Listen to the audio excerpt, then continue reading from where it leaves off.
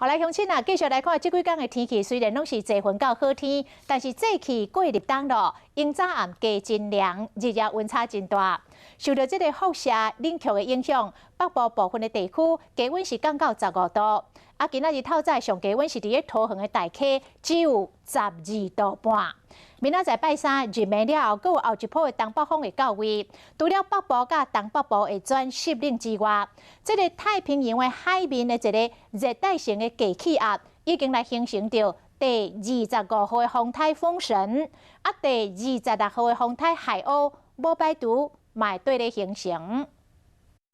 出日头感觉有淡薄仔热，各地拢是一分到好天的稳定天气。不过受到透早辐射冷却效应的影响，今仔日最低温度出现伫桃园大溪，敢若12度半，日夜温差真大。拜三阁会变天。星期四、星期五就是受到东北季风影响，在天气方面，主要是迎风面地区的北部、东半部云量稍微增多一些，有一些局部短暂零星降雨的现象，比较凉一些，预估高温大约22度、23度左右。那早暗较凉冷，日时北部、东北部温度回升幅度嘛无悬，一直到拜六才会回温。那天气变化较大，目前西太平洋顶面一个热气压已经形成第25号风台风神，第26号风台海鸥不排除24小时内面嘛会形成。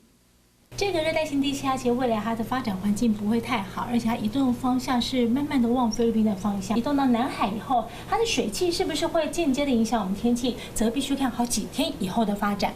对台湾的影响，气象局正密切地观察，嘛提醒乡亲，到拜六进前，北部透早暗时气温拢可能到15度，中南部日夜温差有到10度，提醒乡亲一定要穿好少，唔通去感着。